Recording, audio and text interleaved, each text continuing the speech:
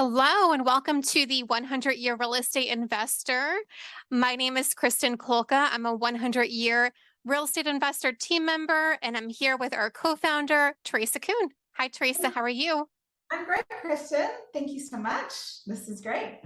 Wonderful. So, Teresa, today we're going to be busting some myths.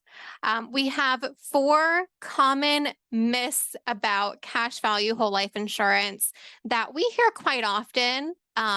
It's a lot of different questions and subject matter that often gets confused. And if you're doing research online, you're probably going to find a lot of different answers for these questions. So we wanted to hop on the 100-Year Real Estate Investor podcast today and bust some of these myths for our listeners. Absolutely. And there is a lot of misinformation out there. And you know, what we do can be so nuanced, and people can grasp onto a concept and think that concept applies across the board. And nothing could be further from the truth. So big picture, yeah, might be true. But when you get to the details or you get to specific design or specific strategy or solution, it may not apply. So that's why we're here today to bust those myths that are out there. And just as an aside, I had a really interesting call today with an investment advisor who works for one of the big houses, like one of the biggest houses out there. And he was really interested in what we do and had read information and was interested in actually engaging with us to start a policy. I was kind of shocked. We've had a couple of those over the years, but yeah, so more and more people are, I think, understanding what we do has so much value. All right, awesome. And so, Teresa, the first myth that I want you to bust is one that I hear all the time. And I think it's because a lot of the opponents of whole life insurance like to use this as a reason to not buy a policy. So when a policy insured dies, does the insurance company keep the cash value and only pay out the death benefit? Well, that's a great question. In our design, from day one, when a client starts paying into the policy, they start paying premiums into the policy, their death benefit goes up or can go up with every premium payment.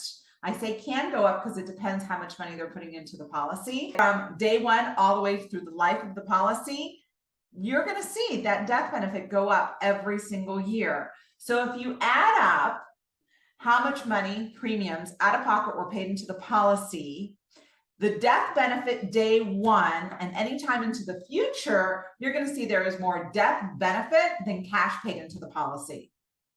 So our designs keep up with inflation because, you know, Kristin, 10 years ago, maybe not even 10 years ago, 20 years ago, $1 million meant something. $1 million policy was like, oh, that's substantial. You know what? $1 million today doesn't mean a whole lot. Right. So when you've got these policies and with our designs, you know, if you start out with $1 million, 10 years from now, 20 years from now, that death benefit could be 2 million, could be 3 million. And that cash, all the dollars that have gone into the premium that get allocated to the cash value, that continues to grow as well. Is there anything to that you would add?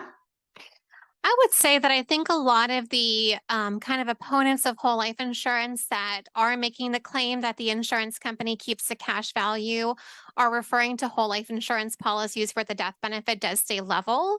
So, you know, like you said, you're not seeing any growth year over year as you pay into the policy. Like you explained, our policies are different. The death benefit goes up every year. And so when you look at an illustration and you see that there's the 2 columns, the cash value and death benefit column, it's not that you're losing out on the cash value when the death benefit's paid. The death benefit's already including all of the growth of the policy and the premiums that you've paid in. Yes, and I like to refer to the cash value as the living benefit. That's the money that you can tap into while you're alive. And that death benefit is there for your family when you die. Now, there is one other thing that we love about that death benefit is that most of our policies in most states, you can tap into that death benefit when you're alive, if you have any major medical issues, or you need critical care, or you need long-term care, that is a very specific term depending on the state. Some states allow us to use that, some states do not. And also, if you have less than 12 months to live. So not only is that death benefit growing every single year as you pay premiums into the policy, but the amount of money that you have access to, if you need it from a living benefit perspective, can also grow. That's a great point, Teresa. All right. So the next question that we get asked quite often is, what happens if someone can't afford their premiums or they have to stop paying premiums? Will they lose their policy? Well, Kristin, that depends.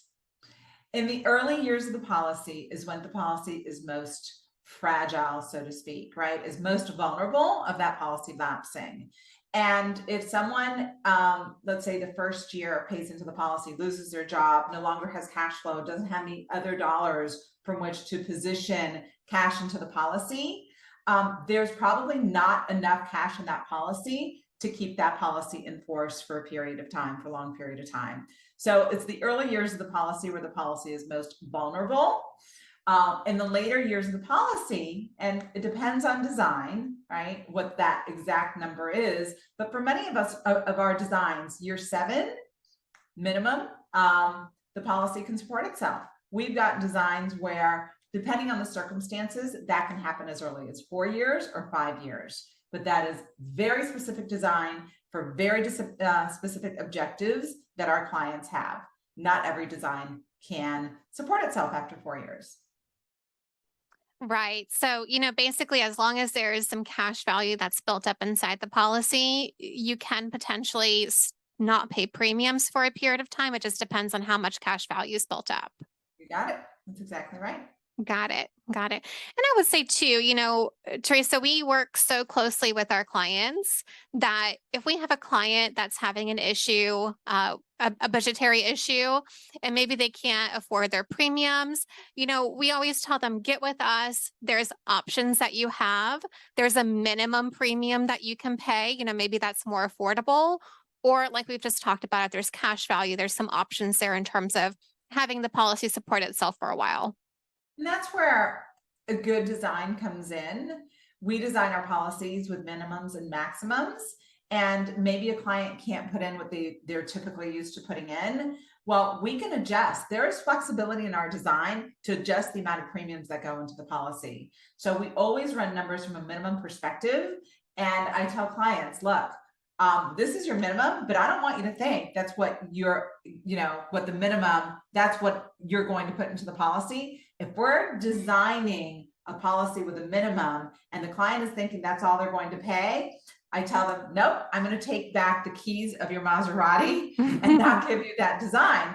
Because what's the point of driving a Maserati to the grocery store, right? A Maserati is built and designed to be driven to, good capacity, maybe not maximum capacity all the time.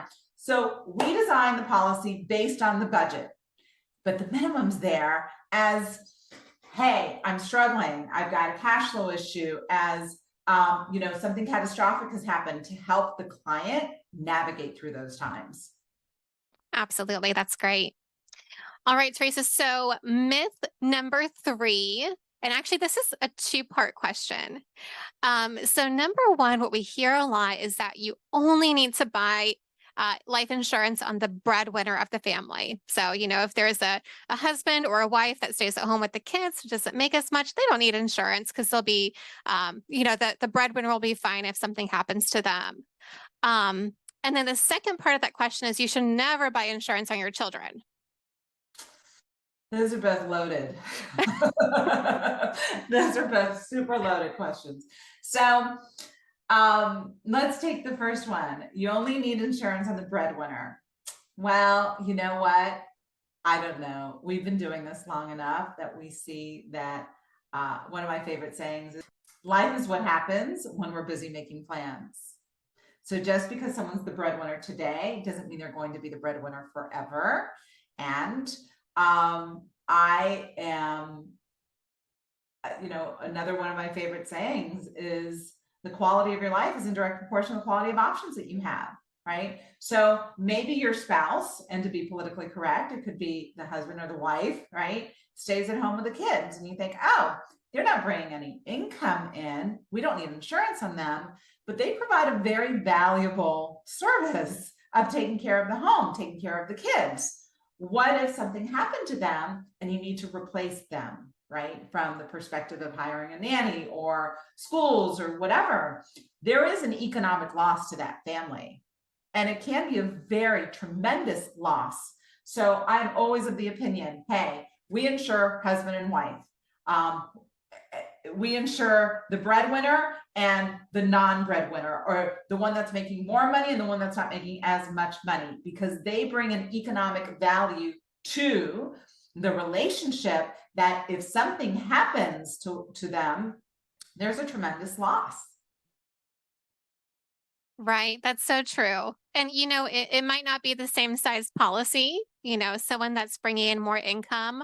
Uh, there's probably justification there for a higher death benefit on that person. But you're right that that person that's staying at home, that's taking care of the kids, that's taking care of the home, they're fulfilling a lot of roles that may have to be hired out if they're not there any longer. So what about the kids? Would you recommend insurance policies on children? Absolutely, Kristin. And, I was a person, even in my business, that often thought, I can't insure my child. If something happens to my child, I don't want to have an economic benefit from that. Like, I really could not make that connection. And then I was referred to someone who lost their child when the child was an adult in a motorcycle accident. And that child did have a life insurance policy. And the parents decided to take the money in that life insurance, at the time it was $100,000, and set up a charity to take care of whatever it was that they had a heart for. And at that time, my perspective completely shifted. I also was intimately impacted by the suffering of losing a child from friends and other people that I knew, and the amount of time and energy and money that they spent on therapy and healing, and the economic loss from the perspective of the family, the parents not being able to work. There was such a great economic loss. I have chills just thinking about it. And it totally shifted and changed my perspective on insuring children. Now, I'm not even talking about what we do with our policies. I'm just talking about the economic loss that happens when you lose a child, in terms of the cost. And what if a family doesn't have money for burying that child, or to pay for therapy, or many number of things that can happen? So that was one thing that completely shifted my thinking around insuring a child from the perspective of getting life insurance on a child. I'll pause there because there's some other things that we can talk about that are also very important when it comes to children's policies. Yeah, I think that there's this polarity around life insurance proceeds where, it can be seen as a good thing and a bad thing. A good thing in that, like you said, it's an economic benefit. And do we want to feel like we're economically benefiting from the death of a child? It's a morbid thing to think about, right? So there's this bad side of that polarity there, right? Whereas if we think about an inheritance from an older relative, it can be a good thing, right? It's someone who's lived their life and they're leaving something behind, they're leaving a legacy behind. But if you take out that good or bad, that polarity, it's really about that money that you're receiving being a tool to allow yourself to heal from a loss. right? And whether that's a child or a parent or a spouse, it's not just about replacing income, it's also about taking the time off of work to mourn that loss, going to therapy, maybe, like you said, starting a charity or a scholarship fund for other children to benefit. So there's a lot of different ways that death benefit can be used. It's not just, oh, I'm benefiting from this loss. It's okay, I can do good for myself in the world because now I have this tool to do it. Well said. Absolutely. There's also, from an economic perspective, there are many parents that are co-signing on children's student loans. Yes. And those loans still have to be paid back. So just because the child passed away does not mean that that loan is no longer, it has been void or has been paid off. That's a great economic burden on a family. And think about the triggers that occur every time they're making that payment for a child that has passed on. Right. It's a huge, it's a big deal. Now, on to happier thoughts. Starting policies on children from the perspective and the design and the strategy of giving children the opportunity to build cash value inside of a policy long term, and all the things that they can do with that cash inside those policies. That is a tremendous gift. We have many clients, they've been gifted a life insurance policy, a permanent policy from their parents or their grandparents or their great grandparents, and they still speak about that like grandparent that gave them that policy, and to them that policy is precious. And the thought of that grandparent, right, and that gift lives on through that policy. That is one of the coolest things. And those aren't even policies that we would design today, right? But it's a gift, they cherish it. It's like their last man standing. They never want to touch that because that has so much legacy from the perspective of that family connection. And then of course, all the things that we can do that a child can do with these policies. I think this community understands very well what I've done with my son and his policies.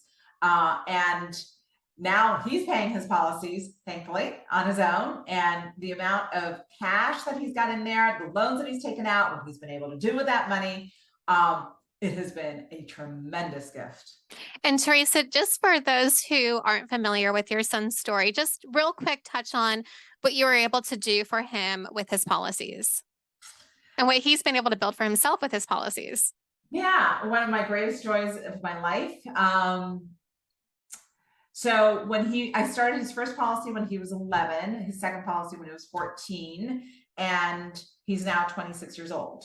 And he was an only child, and he really didn't need too much. Like, he really didn't spend a lot of money for an only child. That was I mean, awesome, right? And he worked. He had a pet sitting business, and then in high school he chose not to play sports, and we said, you're not playing sports, you've got to work. And so all of his paychecks went into his policies, along with money that we contributed. His Christmas presents, his birthday presents, we just wrote checks to the policy, whatever money he had that he wasn't spending, and he really didn't spend any money, they all went into his policy. Built up the policy. Then as a alternative to college, and that's a whole nother story, we started a family business for him to learn college, or for him to learn business in lieu of college.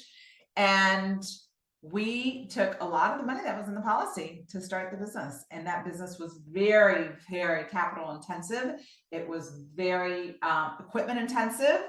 And even though we had money set aside for college, we went ahead and used some of the money that was in that policy. And today he's paying that back, and his policy just rocks. It's just tremendous what that policy is able to give him. That's such a cool story. I love that story. So, outside of, the life insurance component, the death benefit, this is just, it can be a great financial tool to gift to your children to teach them early on how to save and also how to finance big expenses without having to go through a bank or a credit card company. That's it. That's an amazing gift right there, right? Just that alone. Absolutely. All right, Teresa, our last myth that we're going to bust today, although this certainly is not the last myth out there about whole life insurance, but that would be a very long show. The last myth we're going to bust today is that insurance agents make really big commissions on whole life insurance sales. What do you say to that? Yeah, well, you can. Agents can make big commissions on life insurance sales. The way we design our policies are very friendly to the consumer. It is about minimizing death benefit, maximizing cash value, and the more cash, early cash the client has within reason, because there's a reason to design the policy with a certain ratio, then the less money the agent makes. And so at 100-year real estate investor, we design these policies to maximize the cash value for the client and to minimize the death benefit.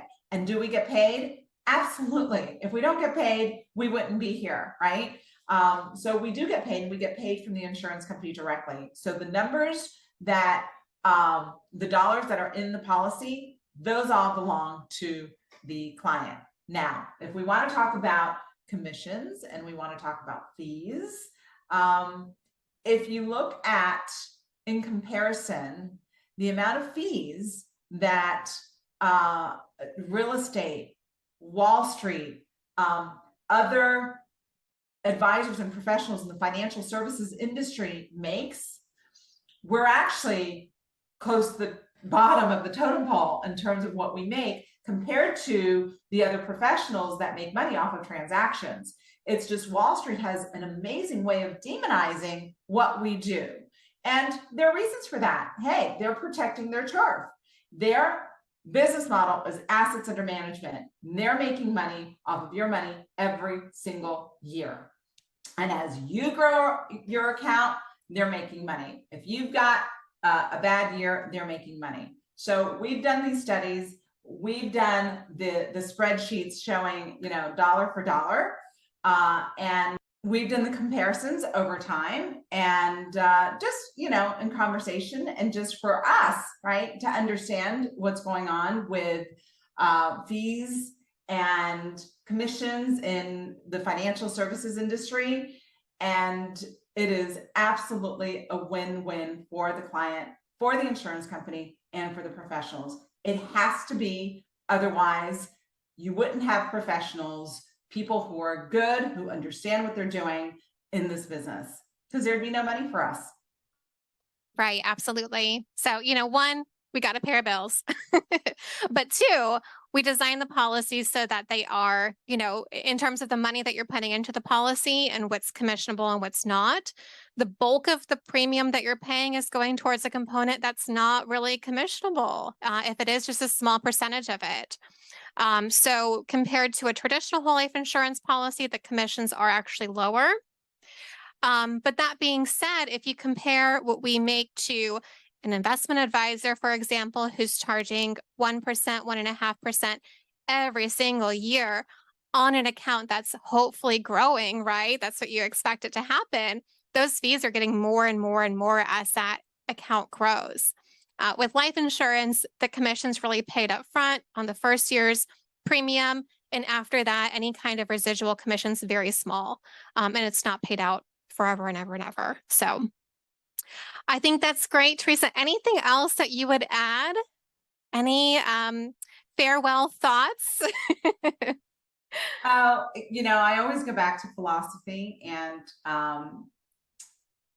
I would have you consider, and what's your philosophy around money? What are your rules around money? What's your vision for your money? What's your vision for your wealth? It all goes back to that. And from there, you can make rules around your money. And I think for many people, there is no peace around money because they haven't established a philosophy, they haven't established a vision, they don't have rules around their money. And so there's a lot of chaos and a lot of noise. And so if you get nothing else from this video today, at least walk away thinking, all right, what is it that I want for my money? What is the vision for my money? And the whole 100-year mindset and that whole 100-year brand came from wanting our clients to look at their lives and look at the decisions that they're making around their money from a 100-year perspective.